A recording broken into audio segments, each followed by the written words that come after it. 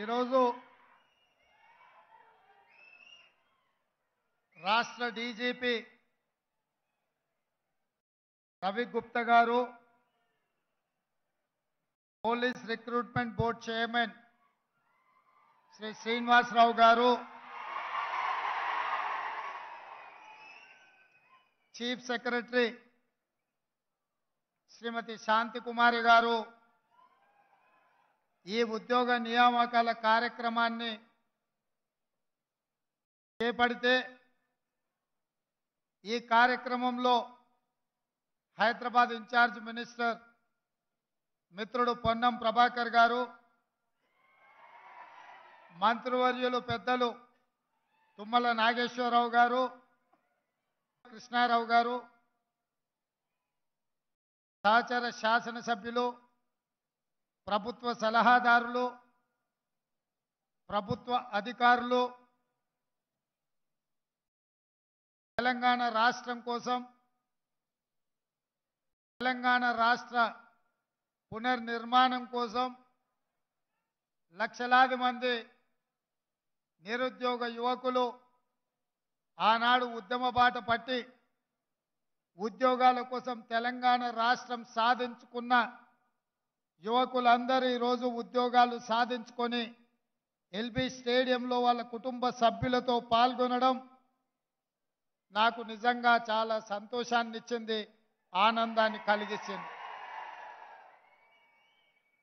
మిత్రులారా, డిసెంబర్ 7 నాడు ఇదే ఎల్బీ స్టేడియంలో ఇదే వేదికగా శ్రీమతి సోనియా గాంధీ గారు, శ్రీ మల్లికార్జున్ ఖర్గే గారు, శ్రీ రాహుల్ గాంధీ గారు, ప్రియాంక గాంధీ గారు ముఖ్య అతిథులుగా పాల్గొని ఇక్కడే ప్రజా ప్రభుత్వం ఏర్పాటు చేసి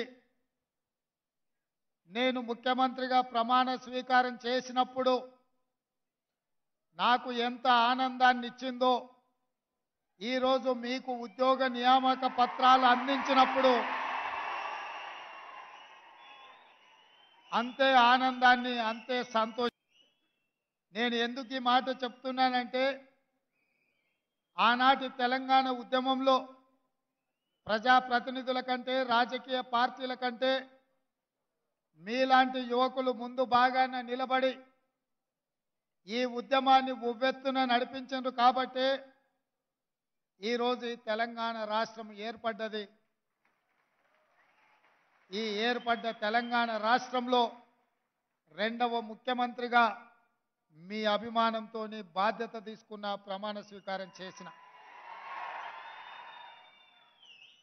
డిసెంబర్ 7 నాడు ముఖ్యమంత్రిగా ప్రమాణ స్వీకారం చేసిన మరుక్షణం నుంచి లక్షలాది మంది నిరుద్యోగ యువకుల యొక్క కలను సాకారం చేయాలి, మా ఉద్యోగాలు చూసుకొని మా కుటుంబం యొక్క అభ్యున్నతి కోసం పాటుపడడం కాదు, మా కుటుంబం అంటే 4 కోట్ల తెలంగాణ ప్రజలు, మా కుటుంబం అంటే ఈ తెలంగాణ రాష్ట్రం అని భావించి మీలాంటి నిరుద్యోగ యువకులు సంవత్సరాల కొద్ది ఎదురు చూస్తున్న, అది పోలీసు ఉద్యోగాలు కావచ్చు, ఎక్సైజ్ శాఖ కావచ్చు, లేకపోతే ఇతర వివిధ శాఖలలో ఉన్న ఖాళీలు, పరీక్షలు రాసి ఎదురు చూసి నిరాశ నిస్పృహలకు లోనై ఆత్మహత్యలు చేసుకునే పరిస్థితుల నుంచి మిమ్మల్ని గట్టెక్కించాలని మీ మీదనే ఆశలు పెట్టుకొని కళ్ళల్లో ఒత్తులేసుకొని చూస్తున్న మీ తల్లిదండ్రులు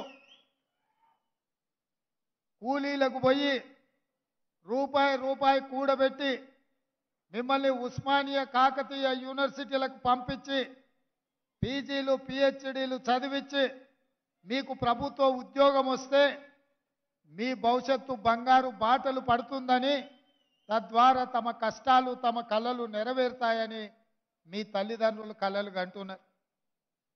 2014లో తెలంగాణ రాష్ట్రం వచ్చిన తర్వాత లక్షలాది మంది నిరుద్యోగ యువకులు తమ బాధలు తీరుతాయని, తమ కలలు నెరవేరుతాయని ఎదురు చూసిండ్రు. కానీ ఆనాటి పాలకులు నిరుద్యోగ యువకుల యొక్క సమస్యలను పరిష్కరించాల్సింది పక్కన పెట్టి తమ కుటుంబం కోసం, తమ పదవుల కోసం, తమ సంపాదన కోసం తాపత్రయపడ్డారు తప్ప మీ సమస్యల్ని పరిష్కరించాలని ఆలోచన చేయలే.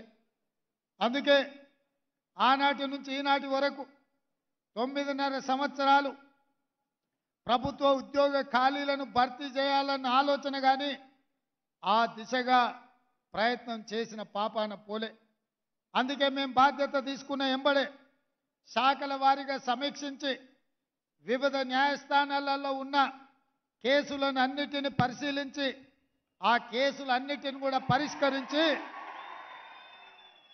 కొంతమంది ఆవేదనతో లేదా కొంతమంది తమ అవగాహన ఆలోచనలతో న్యాయస్థానాల తలుపు తట్టినప్పుడు వాళ్ళకు ఒక నమ్మకాన్ని విశ్వాసాన్ని కల్పించి న్యాయస్థానాలలో మీ తరఫున కొట్లాడాల్సిన ప్రభుత్వాలు నిర్లక్ష్యం వహించడం వల్ల దాదాపుగా ఏప్రిల్ 2022లో మీ నోటిఫికేషన్ వస్తే దాదాపుగా 22 నెలలు మీ ఉద్యోగ నియామకాలు చేపట్టలేదు. అందుకే నేను అధికారులతో సమీక్షించి న్యాయపరమైన చిక్కులను తొలగించి ఈరోజు 13,445 ఉద్యోగాల ఖాళీలను భర్తీ చేయాలి. మా తమ్ముళ్ళు మా చెల్లెళ్ళ గుండెల్లో ఆనందం పొంగాలి, మీ కళ్ళల్లో వెలుగులు చూడాలి అని చెప్పి ఈరోజు ఈ కార్యక్రమాన్ని చేపట్టడం జరిగింది. అందుకే మిత్రులారా, ఈరోజు మీకు ఈ వేదిక మీద నుంచి మీ అన్నగా మీ రేవంత్ అన్నగా నేను అండగా ఉంటా. మీరెవరు అధైర్యపడకండి. మీ సమస్యల్ని పరిష్కరించే బాధ్యత మా ప్రభుత్వం తీసుకుంటుంది. ఎందుకంటే ఈ ప్రభుత్వం మీది, ఈ ప్రభుత్వం పేదలది, ఈ ప్రభుత్వం ప్రజా ప్రభుత్వం, ప్రజల కోసమే పనిచేస్తుంది, ప్రజా సమస్యల్ని పరిష్కరిస్తుంది. అందుకే ఈరోజు రాష్ట్రంలో ఉన్న లక్షలాది మంది నిరుద్యోగ యువకులకు ఈ వేదిక మీద నుంచి పిలుపునిస్తున్నా.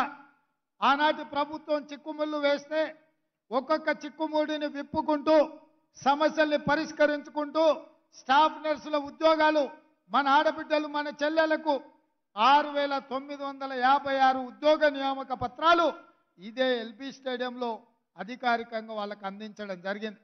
ఆ తర్వాత సింగరేణిలో ఉన్న కారుణ్య నియామకాలు 441 దీర్ఘకాలికంగా పెండింగ్లో ఉంటే ఆ సమస్యలు కూడా పరిష్కరించి నక్లెస్ రోడ్లో డాక్టర్ బాబాసాహెబ్ అంబేద్కర్ సాక్షిగా వాళ్ళకు కూడా నియామక పత్రాలు మొన్ననే మనం ఇచ్చుకోవడం జరిగింది. ఆనాడే చెప్పిన రాబోయే 15 రోజుల్లో ఎవరు అడ్డుపడ్డా కేసీఆర్ హరీషు అరిసి గోల పెట్టినా అంగిలాగు చించుకున్నా తప్పకుండా మీ ఉద్యోగ నియామకాలు చేపడతాని ఆ రోజు మాట చెప్పిన 15 రోజులు కాదు కదా, 10 రోజులు తిరక్క ముందే 13,500 దాదాపు ఉద్యోగ నియామకాలు ఈరోజు ఇక్కడ చేపట్టడం ద్వారా మీ సంతోషంలో మీ ఆనందంలో భాగం పంచుకున్నాం. రేపు దాదాపుగా ఇంకా 2,000 పైచిలకు ఉద్యోగాలు రేపు ఇదే ప్రాంగణంలో ఇదే సమయంలో కొత్త నియామకాలు చేపట్టడానికి కూడా మా అధికారులు మా ప్రభుత్వం ప్రయత్నం చేస్తుంది. రేపు వాళ్ళ కళ్ళల్లో కూడా ఆనందం చూడాలని మేము అనుకుంటున్నాం.